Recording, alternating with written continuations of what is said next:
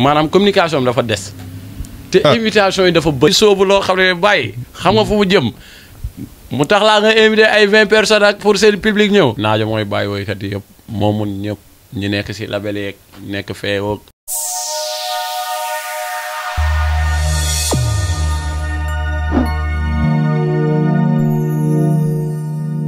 yéen ngeen jëf mbokk internet yi ñu ngi leen di jaajëfal bu baax a baax topp gi ngeen ñu topp waaye rawatina ànd bi ngeen ànd ak ñun tey ñu ngi jàkkaaru ki nga xamante ne moom mooy Sidy Bara frère ci Ibra Naajo moom ko gis Ibra Naajo waaye tamit ko gis Ibra Naajo dar koy gis tey ñu fas yéene siq mu waxtaan dem ci jubóo national bi nga xamante ne am na ci entre Sidy Diop ak Wally Ballago Seck Ibra Naajo dañ lay bàyyi Ibra Naajo sax Sidy Bara dañ lay bàyyi nga nuyu mbokk internet yi maa ngi lay siyaar.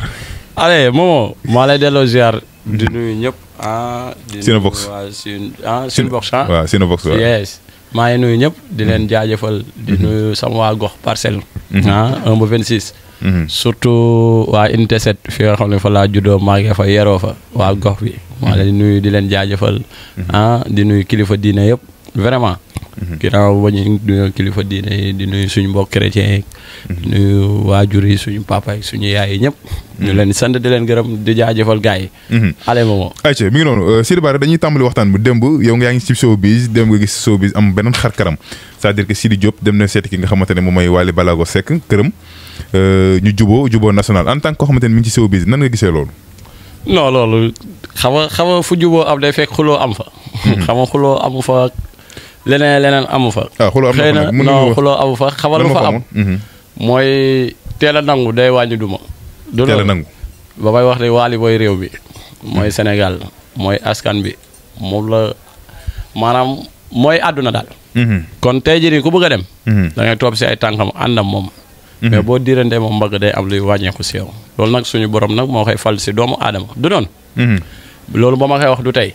yàgg na. donc loolu bu amee Sidy daa def lu ko war. mais am na yoo xam ne ay nit bu la siy dugal. nga dem ba xewle benn mbir. à dernier moment nga ne da ngay dem. loolu tamit day nuru leneen. fu juboo am. day fekk xuloo am fa. mais dem ba Wally yéen seetaan ngeen lépp Wally muy toog day saan melu ku melu ku toog a zënte laa. xam nga loolu leneen la. donc affaire yi daal c'est très grave. gars yi nag ñu ngi wax naan ay juboo wala ainsi de suite non man gisewu ma ko wàllum juboo. gisoo ko wàllu juboo. parce que xuloo ñu bay juboo. Wally mooy réew bi Sidy Diop muy bay waaram. mais loolu bu demee ba am mooy waroon na ko def lu yàgg. moo war a toog gars yi di wax wala gars yi di jëf mu ne Wally mooy réew mi. kon yow jàppoo ni waroon na bàyyi ba dernier moment nii mu doog a dem naan day kii quoi est-ce que nekkul Zénith bi tax tamit mu def loolu. mais Zénith bi sax bu taxee sax gars yi dañoo trop tard xam nga mbir bi tey Zénith boo koy waaj. lu toll li nga xam ne fii da ngay génn réew mi Sénégal. di tukki. ak loolu nu mu amee solo Sénégal ak Europe du fii. du noonu. donc public bi lay ñëwal fii du moo lay fekk ji fa nga ne. c'est important. donc démb Wally yedd na leen conseillé leen junjaale leen. Wally da leen yedd. waaye mais. ci ban côté la leen yeddee ak lu mu leen wax. parce que xam nga tey. waaw kii yàgg a jiite. boo ñëwee si moom lu mu lay won ni kat fii la si jaada bi di taxaw du noonu wala nii nga koy jubalee. donc boo xamul nu ñu koy jubalee. moom bu la yeddee rek da nga war a xam ne moom lu mu miis la moo tax mu di la ko wax nee na Zénith du challenge. xam Wally ko wax si biir waxam. Zénith du challenge parfaitement moom du challenge si moom. parce que ba mu yàggee yóbbu drapeau bi foofu dem fu nekk loolu du tey. du noonu. donc li mu ko wax mooy dakaa junjaale. booy ay booy la ñoom ñëpp. ku si nekk tey nag Wally tey à part Youssou Ndour jàpp naa ne mooy musique. loolu nit nangu ko bañ ko nit mënul dirante moom mbagg. këru jàmbur gi nga ñëw mu mel ne téere fuñ la ne toogal sax ngay hésité toog. kon kooku nit mun naa xeexam moom. munoo xeexam kon da nga jàpp ni Sidy Diop lii muy def nii waroon na ko def c'est tel quoi mais est-ce que nekkul ñu àndal staff bi est-ce que nekkul tamit Sidy Diop ko bëgg Wally Ballago Seck la tamit saa yi. mais Sidy bu bëggee Wally war na ko bëgg na ba muy ba fi ji foofu noonu vok lu yàgg ba muy naan maar yaay sama lépp. si yow laay roy maar ne ko boo fëggee bunt bi wala daajil bunt bi. boo daajee dugg. du noonu kon loolu lu yàgg la donc showbiz bu mu tax ñii di bañanteeg. wala ñii di nemmembal wala ñii di dugal ñenn ñi du noonu. Wally as garab la. pour ñëw mun ngaa witt. mais it mooy garab gi. loolu ba ma koy wax loolu yàgg la du noonu. ndaanaan la nit ku yàlla may la aussi. nit ku yàlla may la donc Sidy lu mu def na ko mais c'est trop tard. c'est trop tard waroon na ko def lu yàgg. parce c'est-à-dire que yow da nga jàpp ne lii lu trop tard la quoi. non lu trop tard la si man li ma ko jàngatee. waaw parce que même si biir communication bi jàng naa si loo xam ne maanaam ñëw na seeti si ko mais am na lu mu ko nangul am lu mu ko nangul. ah bon. ci biir toog bi ñu toog quoi si biir communication parce que boo xoolee. waaw. mu ngi ko daan ne jóge naa si Youssou Ndour. waaw jógee si Youssou Ndour dem sama mag Pape Diouf ne ma tamit demal seeti sa mag Wally. kon cela veut dire que bu doon ñooñu seen conseil kon moom. parewul woon pour dem. si communication rek naan nit ku nekk communication nga koy xoolee. te li ma maanaam affiche yi si gàttan. même bañ koy defar. moom bu si nekkee 1. man bu ma soxla Wally waroo nekk 2 avant Wally di jàpp sa date. parce que tey boo yóbbu drapeau ki yor drapeau bi ki nga xam moom moo ko téye biir këram. moom ngay waxtaanalul booy dem mu jox la ko nga demaale moom bu ñëwee gunge la. du noonu. wax laa la wax rek boobu donc loolu bañ nga dépassé ba dem ku nekk seen communication man suivre naa lépp A ba Z. maa nangu nañ ni moo jiitu waaye à part moom ñoom dañuy musique seen musique wala dañuy art seen art mais nangu bi ba léegi gisuma ko fa wala dégguma ko fa. ba léegi nangu jàppoo ni Sidi Diop nangu ki nga xamante ne moom mooy. Wally Ballago Seck man waaw da nga jàpp dafa ñëw nii rek pour Zénith bi moo tax quoi. tey Zénith bi tamit bu taxee mu ñëw tamit c'est trop tard parce que tey Zénith bi li si des bëreetul. xam nga bëreetul te Wally lim leen wax aussi c'est important Zénith bi du fii. préparation bi foofu la biir Europe. parce que tey doo gis public buy jël fii ay vol dinaa dañuy dem Zénith pour fekkee ñibbi si waat. dëgg la du noonu. xam nga France du Mbaa wala Tamba. dafa sotti. tey nga gis ñu juboo Wally ne leen jàppale ne bés bi sama bés la. comme ni mu koy waxalee saa su ne nga gis fa gars yi ku ci mel ne ay ñoom buuse ko cëpp tey bi nga gisee ñooñu noonu te ñu bari jàpp ne ñooñu seen i sinap ku nekk dafa am fooy far lu ne wax nañ ko ci seen showbiz nan nga gisee loolu parce que buuse moom lu nekk doon na ko wax moom. mais en tant que léegi wax ji. waaw xam nga ku nekk wax nga li la neex. ku nekk far nga fi la neex. waaye ba nga ñëwee kuy star bi ñoom ñëpp bañ demee foofu kan mooy star bi kan moo taxaw ku ne di ñëw taxaw di photo wu. mais Wally lañ fekk nag. waaw buñ ko fekkewul sax kooku foo jaar ñu taxaw photo wu. xam nga loolu rek day yee lu bëri. da nga jàpp ne foofu Wally Seck moo fi star bi. fudul foofu sax bu ñu dajool si mbedd mi sax noonu lay demee. dama ne la moomoo. waaw Wally mooy àdduna man li ma yàgg wax mooy. xaaruma si Wally dara xaaruma si keneen dara. mais damay nangu li suñu borom dogal. dëgg la gis nga nangul as ndaanaan. du wàññi sa wërsëg du la wàññi dara. dëgg la du noonu. ñun ñëpp nañoo bokk génération. ko xam Sidi Bara xam na fu mu far. te ànd naa artiste bu ne artiste yëpp laa àndal Youssou Ndour rek laa xamul. du noonu. artiste bu ne woy dawa. du noonu. mais it nangul nit wàññilul nit dara. man sama artiste sax day nangul leen. yéen waa côté Ibra Nadio moom da ngeen a teel a nangu moom. non du côté sax. man du côté yéen waa Ibra Nadio moom yéen moom da ngeen a teel a nangu yéen moom da ngeen a ñëw rek jébbal seen bopp. ki nga xamante ne mooy Wally Ballago Seck. léegi yow mos ngaa gis Nadio kër Wally. non mosul am mais da ngeen ko nangu. c'est-à-dire que Sidi sa au masque mi ngi bañ quoi di wane ni moom artiste quoi mos ngaa gis Nadio soirée Wally. dama lay laaj yow mosul ko gis de. mosul am. déedéet.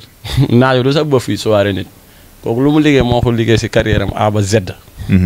c'est important mais teel a nangu ci Nadio nag.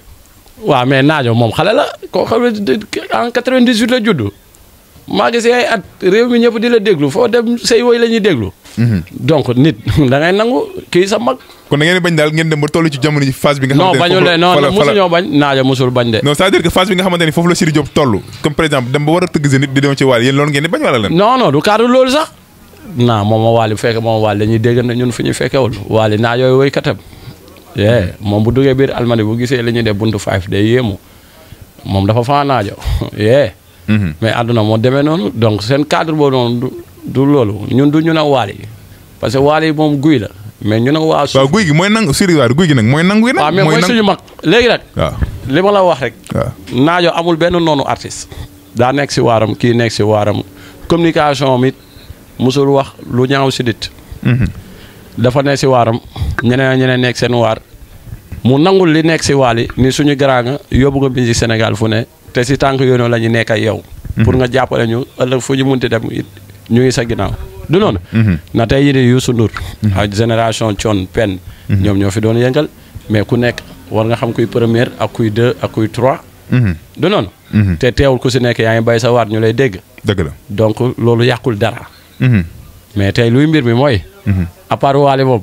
Naajo ngi Sénégal yi nag. ñu ñëw ci showbiz showbiz bu ñu ñëwee ci showbiz dafay bokk ci yéen ñi nga xamante ni yéen porteur de voix yi nga xamante maanaam yéen a yor parole yi ñi nga xamante ni ñoom ñoo nekk ci musique bi. ku ci mel ni Ibra Naajo yaa ngi ci wetam ku ci mel ni Sidi Diop Barito mi ngi ci wetam ku ci mel ni Wally Ballago Seck sëñ Bada mi ngi ci wetam. ndax sëñ Bada léegi mi ngi ci Wally. mais sëñ Bada kañ la dem. loolu tamit faa bu leer. yàggul de sëñ Bada ba may defa ba plateau sa émission.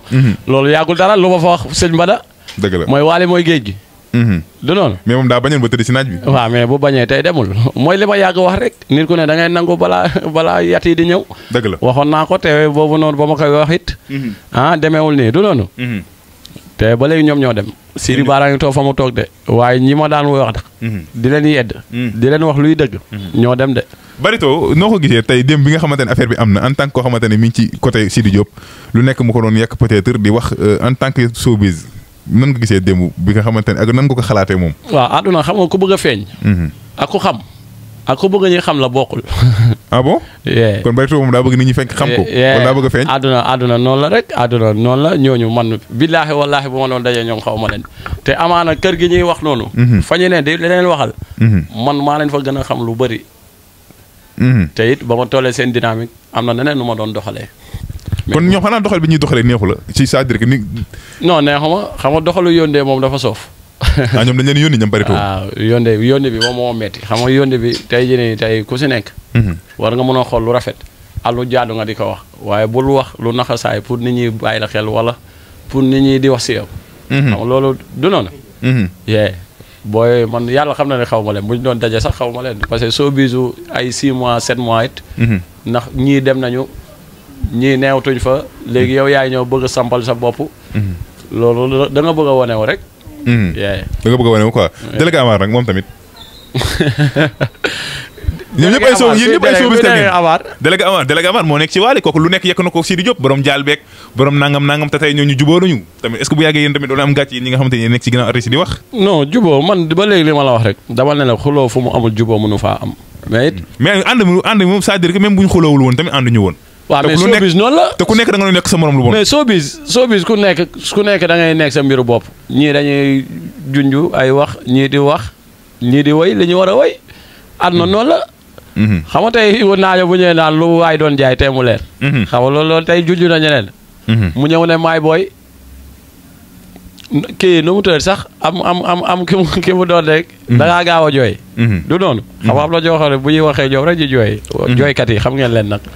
naajo woy na loolu junj la rek du dara musique moo demee noonu rappeurs yi da ngay gis ku si nekk di freestyle kii di wax fii kii wax fii sur le sud après. bref yooyu day jaay seen i mbir.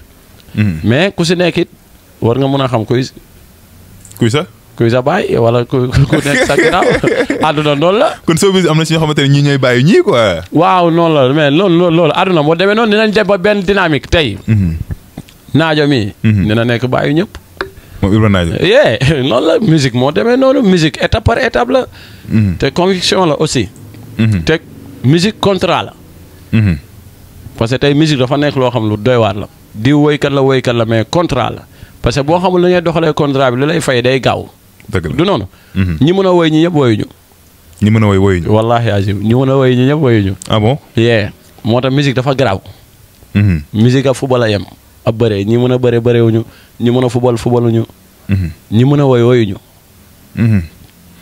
kon am na benn dynamique booy toll yow yaa koy liggéeyal sa bopp ñàkk takk sa tànk tubéy fas yéene sekk ñëpp jàmm.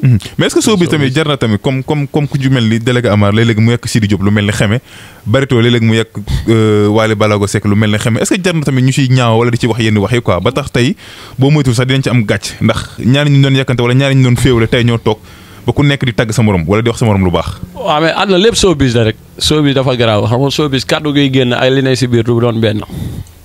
c'est important du noonu. mënuma juger kenn si ñoom ñëpp mais luy mbir mi mooy tey kii bu taxawee yàq kee taxaw yàq kee loolu ku si nekk ñoom la seen xalaatu bopp la. yaa ngi comprendre. mais gisee wu ma ko noonu. xam nga lan mooy mbir mi mooy. ku nekk na nga yor ki nga yor sa client nga jëmmal ko. wax si moom lu rafet. kee lu mu wax moom na ko concerné waaye man damay contre benn affaire parce que Wally toll na foo xam ne ni tey jii nii àdduna ñëpp a ngi koy bàyyi xel te jeunesse bi ñëpp ñu si bëri si moom la ñuy roy.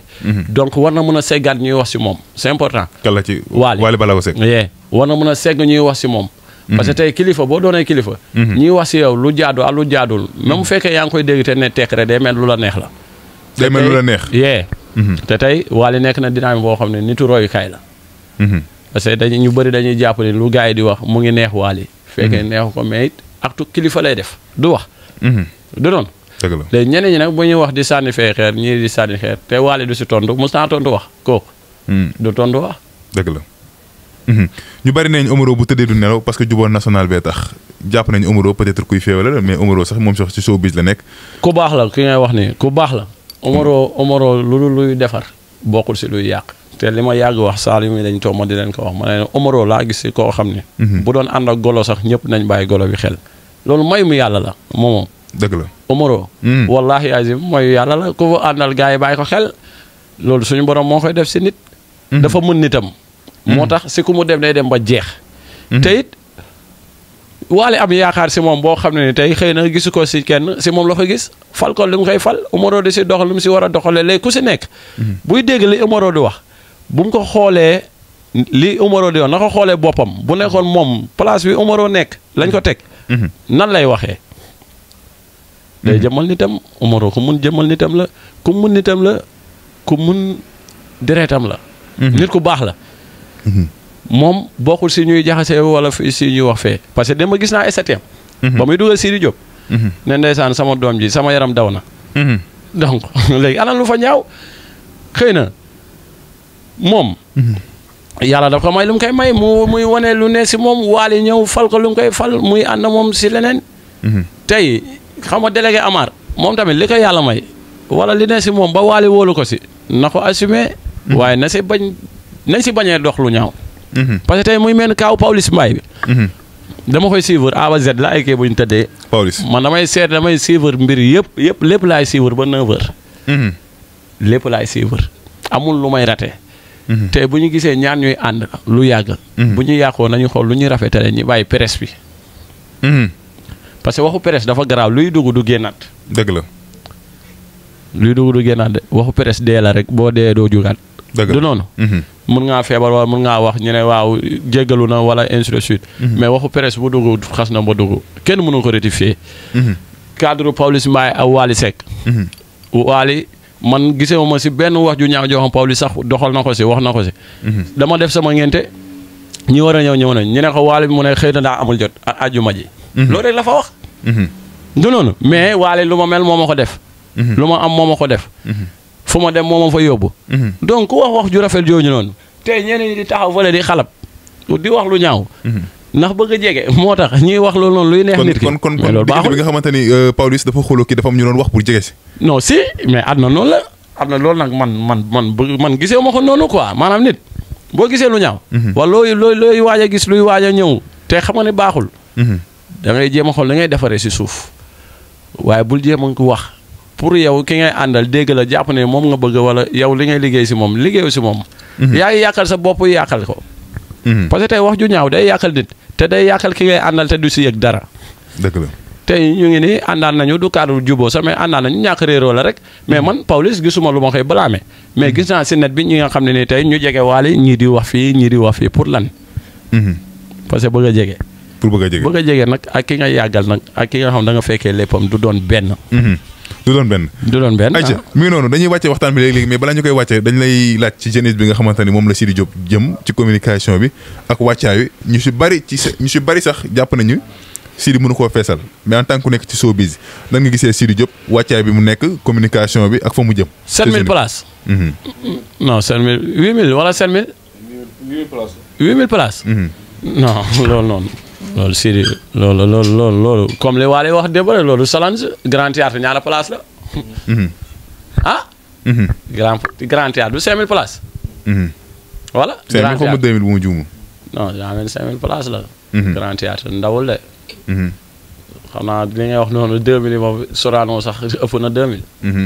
du noonu. waaw kon loolu du Solange mais man li ma gisee mbir mi d'accorduma si seen organisation seen lépp. ci Sidi Diop ni mu organisé. nu ñu organisé maanaam communication bi dafa des. te invitation yi dafa bëri. invitation yi dafa bëri maanaam fee du mondial wala du cadre dañu war a dem mondial football yi da ngay yóbbu supporter bu nekk. ah bon demeewul noonu. gis nga mbir mi. waaw. communication bi fee la. fële fañ ko war a defee. communication bi fee la fañ ko war a defee. te buñ ko defee foofu it dañ ko waroon teel a def. mais gis nga invité artiste wala invité benn Saliou Preuve mi wala mu invité benn Buzz. ne ñooñu buñ ñëwee ñeneen seen i nit nañ ñëw. mais invité amuñu fa public ba tax ñu bëgg leen invité pour ñooñu seen public. kan moo fa am public. man dama gisee waaw dama gisee moom je suis d'accord parce que moom day dem yàgg naa dem foofu tournée France. dama koy suivre. Aïssa Koné kan Diallo ay ñoom. Aïssa Koné. kuy Aïssa Koné. gis naa ko ci invitation yi de. waaw mais ñoom kan Diallo. ñoom dañoo yóbbu drapeau bi. ñoom Pendo. waaw Pendo tamit waaw Pendo baax na damay limal ay artistes man loolu laa bëgg. yooyu Demba Guissé kon jàpp nga ni kooku moom c'est normal. waaw c'est normal Demba Guissé c'est normal. Pendo Guissé c'est normal. parce que ñoom yàgg nañoo dem te fu ñu yàgg dem yoon bi kenn du leen ko woon mun nañoo wàccal seen bopp reeral seen bopp doxantul seen bopp. kan Diallo. kan Diallo non kooku ay mbiram leeru ma nag vraiment. Aïssa Koné. loolu mais boobu damay laaj ay artistes tamit quoi vraiment. loolu ñenn artistes yi nga xam ne da nga leen xeeb yooyu lan lay non du xeeb sax du cadre xeeb dama leen invitation yu bëri taxut a fees. mais est-ce que daa gën a yaatu waali gën a ouvert waali mu ne xaama boole ci ñëpp. boole ñëpp loolu cadre yaatu de mbir mi boo dee da ngay def lii di sóobu loo xam ne bàyyi xam nga fu mu jëm mu tax laa nga invité ay 20 personnes ak pour seen public ñëw. bàyyi mooy loolu de. waale moom mooy dem te ñaari artistes rek lay invité te invitation yi noonu sax bilaay da koy def par plaisir rek waaye xam nga ne waali kese. suba bu bëggee doon Paris sax day fees. loolu mooy mu yàlla la léegi nag artistes yi ñuy invité diw feek il a confirmé elle a confirmé lépp amul sens. Sidi rek mën na lépp Sidi Diop rek mën na woy lépp. moom rek mën na yëngal fépp. mën na def lépp bu dee ay woy mën na ko bu dee spectacle mën na ko. na nit. loo leen sori waxal li ne si moom. ku mën a woy la Sidi Diop ku mën a woy la. te ku mën musique la aussi musique bu nice lay def. mais musique bi muy wéy nii est-ce que jaay na au niveau international kaw. waaw ça dépend rek moo tax ma ne liggéey bi daa jege te daa des. parce que Zénith bañ ko jàppee ça fait 6 mois. si lu ma bàyyi xel. mais si diggante 2 mois yi lañ ko bëgg a fësal. accéléré ko donc loolu c'est maanaam day nekk loo xam ne daal c'est très faible. c'est très faible. parce que tey Zénith bi tey lu mu ñàkk tey si di waroon a dem biir Paris. waxtaan ak askan bi waxtaan ak sénégalais yi. def sénégalais yi fa xam waxtaan ak ñoom dem ay Allemagne dem Italie. comprends nga. gars ñëw dooleel ñu jege foofu ñëpp waxtaan ak ñoom. nga xam ne ñooñu tamit ku si nekk yow da nga dem waxtaan ak sa nit. waale mu teel ko seeti. boobu waale du jàpp date. bu ko teelee seeti xam nga tey waale bu ne muy biir Zénith. te loolu leneen la jarul sa publicité. waaw loolu fees na ba noppi. 17h day fees. du noonu. mais daal yàlla na ko si yàlla defal ndam yàlla defal ko si jàmm. mais daal artistes yooyu noonu ñu dugal seen invitation yëpp du leen apporter dara man gisuma seen apportation dara. dëgg la seen yàq xaalis rek ku ngay dagal ticket mu dem fii ba. réservation d'hôtel xam nga yooyu noonu réservation hôtel. te bàyyi yàlla xam na ni waaw mooy loolu. bu ñu tegee fii biir Almadi rek ay 6 personnes. mais yow est-ce que du li nga demul moo la métti. kan man. non man dem la man damaa xaar sama dem si artiste man góob mun na maa yóbbu fu ne sama papa sama àdduna man xaaruma dara si benn artiste. loolu ba ma koy wax loolu dara daa xew. man maay sama staru bopp. te man benn star laa am muy góo. waaw mooy sama àdduna mooy sama lépp. yaa ngi comprendre. naajo tamit sama xarit la sama lépp la mais. xaaruma comme si artistes yi ay voyages yi nii wala ainsi de suite néew ma la boo ma nee ñu dem na du ma dem damay dem mais xaaruma ko si nit de. xaaral ko ci nit. déedéet xaaruma ko si nit de man góo defal na ma lépp. te tegal na ma projet yëpp. macha allah comprendre nga. kon waaw kon ku la dig añ bu la diggee reer war ngaa dem tëdd ba 19h dem toog sa bundu kër ga 20h reer bi fekk si la. macha allah waaw. acca Sidi Bara kontaan nañu lan ngay daal di tàggatoo. waaw lu may tàggatoo di nuyu sénégalais yëpp. di nuyu surtout waa Parcelles. di nuyu ñi nga xam ne dañuy bàyyi seen lépp ndax Sidi Bara. ñi nga xam ne tamit dañ may bégee muy jeunesse bi. xam nga bu Siteu day daal ba mooy mbaru jeunesse bi waaye man maa yor kaddu jeunesse bi ndax dañ may bégee tey bu ma duggee Almadi damay rus parce que day fekk ñi nga xam ñoo ma mag sax mais dañ may bégee te defal ma leen dara mais it xëy na ni ma mel lañu mel man damay nangul nit donc buñ ma nangulee def man ni ma yàlla def ma si ànd ak ñoom man ab jaam laa yoruñu dara meluñu nenn mais it xeebuñu suñu boppam te suñu borom xeebuñu tamit na Sidi Bara bi am na ñu may àndal donc bu ñu déggul ñooñu dégg Sidi Bara xëy na loolu mbirum suñu borom la Wally tey mën na àndal 1000 personnes mais Wally ngay dégg du noonu loolu suñu borom a koy def. tey bu ma doon àndal naajo tey di dox tey amaa ni nga dégg Sidi Bara mais naajo ngay dégg du noonu. loolu suñu borom moo koy def. dëgg la donc di sant yàlla bu baax a baax. di sant ñi nga xam ne tamit. dañ may dooleel li ma conseillé li ma def lépp. li ma seetaan si dara. muy mel ni Buzz Fils de Dior sama ménagère moom. en 2018 ba léegi. ba ñii di bañ ñii di nangu. ñii di ne dina dem wala du dem ñoom ñu ngi jàpp. ñii di naan dof la xool ko te ñi la doon dof la yëpp tey ñooy daje yow tàllal la ay loxo. loolu sant yàlla la donc. moo tax lépp gëm-gëm la donc ma leen di sant bu baax a baax seen gëm-gëm ak seen ambition bu ñu am ba tey yàlla dogal li mu dogal. ba ay nit di ma woo di ma seet si. bëgg a waxtaan. ndax bu ma waxee dama war a wax si showbiz. dëgg la nga dama ko teel a dund. musuma see wax lu ñaaw. waaye damay wax ay qualité yoo xam ne pour ëllëg la lu yegseegul. dëgg la donc yéen tamit ma leen di sant bu baax a baax. di sant Saliou Preuve sama xarit sama lépp. am Port Wade. borom la 24. di leen sant waa mi fa Sakazé. di sant nag sama papa. sama àdduna sama lépp muy góofay. ndax amul émission Sidi Bara bu nit di si wute bu see dégg turam. musul am si àdduna. xëy na dañuy gore ba xëy dee. si kàttanu yàlla mbaaxam. kooku lu ne si man moo ko def tey ginnaaw yàlla. bu cër bi bëree moom la. bu ma nit ñi xeebul moom la. seetaanu ma si dara jàppale na ma tette na ma bu ma feebaree mu feebar bu ma xiifee mu xiif bu ma maree mu mar seetaanu ma si dara daal. ma koy sant bu baax a baax. te ni mu ko defee si man noonu la ko jafee si ñeneen a ñeneen goo waliw dëgg nit ku baax. di sant rakam mef encore di ko sant bu baax a baax a baax a baax di sant jabaram aussi. ndaat di sant Demba Soirée. le jeune traiteur sama mag sama xarit. lu mënta ñàkk. fii ñu toog fii nag sama place la. boo gisee émission yu bëri fii laa ko tourné. émission yu bëri fii laa ko tourné xëy na place bi place su bees la sa mais. fële laa ko doon tourné. aw ma fi sens interdit. tey nu ma ko tourné yow fii nii amaan naa fi ñaari émission yoo xam ne tey fii laa ko war a tourné après timis. donc moom sama grand la Alpha Couture. moo nekk nii. lu yàggul dara benn jour international jóge na ba Italie ñëw fi muy Paul Pogba. ba mu ñëwee Sénégal romb fépp ne faa ma ñëw si Alpha Couture. na li muy ñëw la ñëwal day ñëwal daanaan yëpp vraiment. muy transfert yeeg minute seeg ñëpp. place baa ngi nii Alpha Couture. bàyyi ngañ sama xarit la sama mag la ku ma bëgg la tamit ku ma fonk la. di nuyu ñi nga xam ne ñoom laa fekk fii si place bi.